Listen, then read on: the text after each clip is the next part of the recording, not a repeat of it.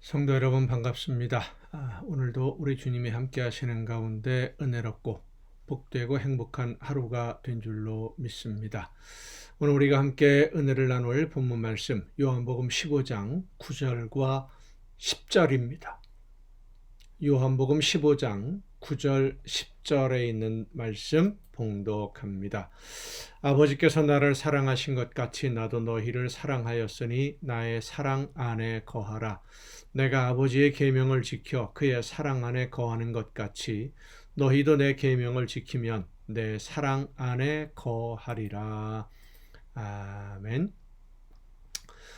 어제 이 가정예배 시간에 말씀을 전하면서 예수님이 하신 말씀, 나의 사랑 안에 거하라 라고 하는 말씀을 중심으로 우리가 함께 은혜를 나누었습니다. 이 예수님의 사랑 안에 거한다. 예수님의 사랑 안에 거해야만 예수님과 하나가 되고 예수님과 하나가 되어야만 가지인 우리가 열매를 맺을 수 있고 열매를 맺어야만 하나님이 기뻐하시고 돌보아 주시고 은혜를 베풀어 주시고 이것이 연결되는 말씀이지 않습니까? 그래서 예수님의 사랑 안에 거한다 라고 하는 말씀의 의미를 오늘 조금 더 깊이 생각해 보고자 합니다. 예수님은 내 계명을 지키면 내 사랑 안에 거하리라 라고 말씀하시는데 예수님의 말씀, 예수님의 계명을 지킨다, 그대로 우리가 실행한다 라고 하는 것이 사실 어려운 일입니다. 쉽지 않습니다. 내 이웃을 내 몸과 같이 사랑하라 라고 하는 말씀, 하나님의 나라와 의를 위해 오늘을 산다는 것이 쉬운 일이겠습니까? 쉽지 않지요. 무엇보다 예수님처럼 하나님의 뜻을 완전하게 알지 못하는 우리들이 세상을 살아가면서 필요한 것들이 부족해서 늘 부족함을 느끼고 있고 무거운 짐 때문에 힘든 삶을 살아가는 우리가 하나님의 나라를 위해서 온전하게 헌신하는 삶을 산다라고 하는 것 사실 불가능에 가까운 일 아니겠습니까? 그런데 예수님은 계명을 지키면 내 사랑 안에 거하게 될 것이다 라고 말씀해 주셔요. 여러분, 이 말씀 속에 놀라운 비밀이 있습니다. 우리가 예수님의 말씀을 듣는 것은 성령의 역사하심으로만 가능합니다. 성령께서 역사해 주셔야만 예수님이 원하시는 뜻이 무엇인지를 깨달아 알 수 있는 것이죠. 성령이 우리의 심령에 말씀해 주실 때 하나님이 원하시는 것이 무엇인지를 알게 되고 예수님이라면 이 상황에서 어떤 선택을 하셨을까 하는 것도 알게 되는데 이렇게 성령의 역사하심으로 깨달아 알게 되는 하나님의 뜻, 예수님의 말씀을 따라 우리가 할 수 있는 최선을 다해서 순종하라는 것입니다. 내가 할 수 있는 최선을 다해서 순종하면 그 순종이 하나님의 완전한 기준에 미치지 못한다고 하더라도 예수님이 말씀하시는 기준에 오르지 못하고 우리가 우리의 힘과 우리의 능력으로 열매를 하나님께 드리지 못한다고 하더라도 예수님이 용납해 주시겠다라고 하는 말씀이에요. 여러분, 이렇게 생각하시면 좋을 것 같습니다. 한마디로 표현하면 그렇습니다. 내게로 너희들이 다 오지 못해도 돼. 내가 너희에게 갈 거니까. 이 말씀이에요. 예수님의 말씀대로 다 못해도 할 수 있는 최선을 다해서 말씀을 따라 순종하고 실천하면 예수님이 나에게로 오셔서 우리가 예수님에게 가지 못해도 예수님이 우리에게 오셔서 품어주신다는 말씀입니다. 어린아이로 들 수 있는 물건이 있고요. 힘이 다르니까 어른은 어른으로 들 수 있는 물건이 있습니다. 힘이 있고 강한 사람이 들 수 있는 물건의 무게와 병약한 사람이 들 수 있는 물건의 무게는 다릅니다. 아무리 그래 마음 먹으면 못할 일이 없어 라고 하지만 틀리지 않습니까?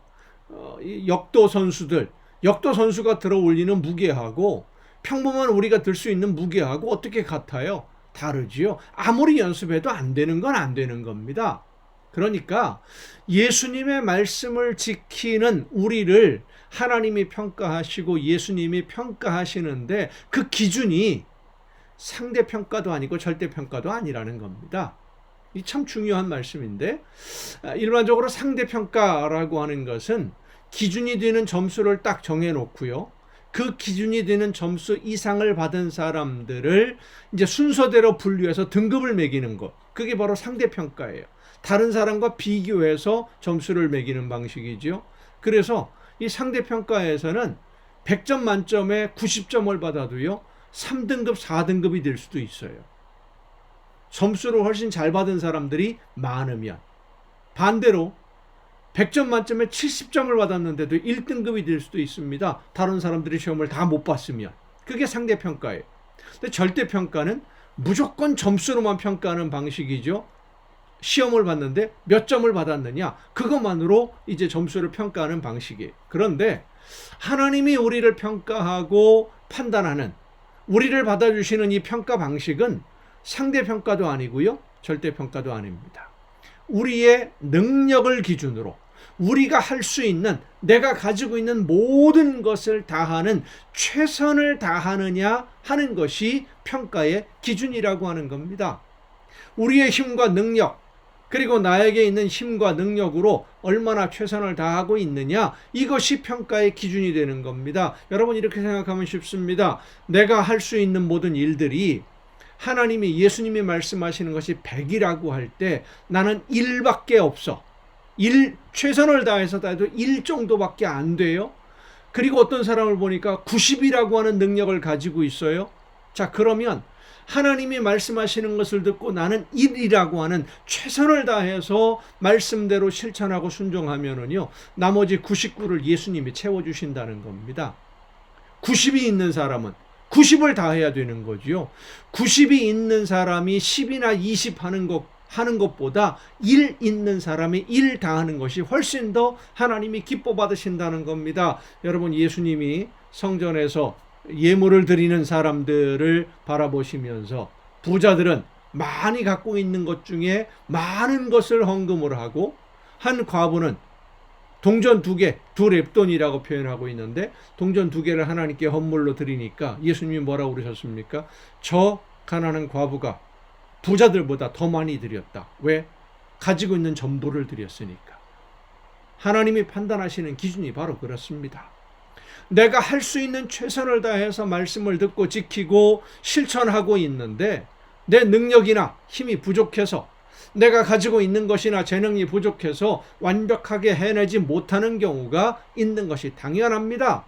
그래서 어떤 성도는 나는 어차피 능력이 안 되니까 뭐 해봐야 어차피 안 되는 거, 시작도 하지 않는 것이 오히려 낫다. 내가 뭐 조금 있는 거 가지고 이거 뭐 힘도 없는데 이 정도 해가지고 뭐가 되겠어? 이렇게 생각하는, 그래서 순종할 시도조차 하지 않는 분들도 상당히 있습니다. 하지만 여러분, 우리가 기억해야 할 예수님의 말씀은 내가 너희를 사랑하였으니 내 사랑 안에 거하라고 하는 말씀이에요.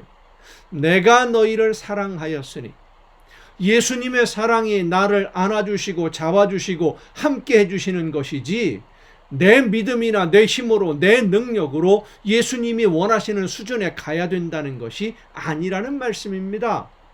우리의 사랑이나 우리의 헌신, 우리의 충성, 우리의 믿음이 아무리 강하고 열심히 넘쳐도 예수님이 원하시는 수준까지 이르지 못합니다. 그 높은 수준에 오를 수가 없어요. 마치 예수님의 말씀을 듣고 풍랑 위를 걸어가다가 풍랑을 보고 두려워하고 물에 빠져들어가는 베드로, 여러분 기억하시죠? 그 물에 빠져들어가는 베드로에게 예수님이 왜 나한테 온다고 해놓고서 걸어오다가 왜 못 오느냐, 왜 중간에 빠지느냐, 뭐라고 하셨습니까? 안 하셨어요. 예수님이 다가가서 손을 잡아 그를 끌어올리십니다. 건져주십니다. 그게 바로 예수님이 말씀하시는 거예요. 너희가 내게 오는 것, 예수님이 말씀대로 순종하는 것, 할 수 있는 대로 최선만 다해, 부족한 것 내가 찾아가서 손을 잡아 함께 해줄게. 얼마나 놀라운 비밀인지요. 말씀을 듣고 최선을 다해 순종하면 예수님이 오셔서 잡아주시고 힘을 주시고 이렇게 세워주시고 하나님이 맡기신 일 감당할 수 있도록 열매를 거둘 수 있도록 함께 일해 주심을 믿으시기를 바랍니다.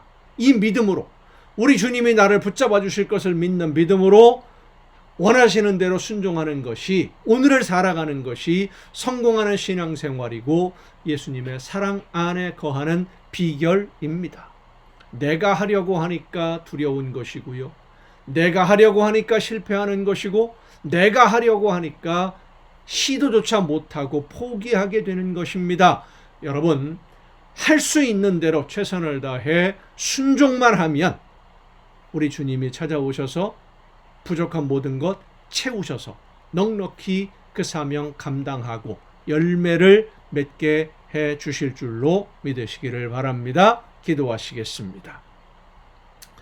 오늘도 크신 사랑으로 저희들을 찾아오시고 붙들어 주시고 함께 해주시는 아버지 하나님, 성령의 역사하심으로 깨달아 알게 해주실 때에 내 능력, 내 형편, 내 처지, 내 조건 이런 것들 때문에 머뭇거리지 않게 하옵시고 하나님이 원하시는 뜻대로 내가 할 수 있는 대로 최선을 다해 순종함으로 하나님이 기뻐하시는 열매가 날마다 더 풍성해지는 우리의 복된 신앙생활이 되게 하여 주시옵소서. 이 모든 말씀을 예수님의 이름으로 기도하옵나이다. 아멘. 여러분, 오늘도 수고 많으셨습니다. 내일 또 정한 이 시간, 내일은 거룩한 주일이지요. 예배를 통해서 많은 은혜를 누리시고 저녁에 이 가정 예배를 통해서 여러분 모두 함께 다 같이 만날 수 있기를 바랍니다. 내일 뵙겠습니다.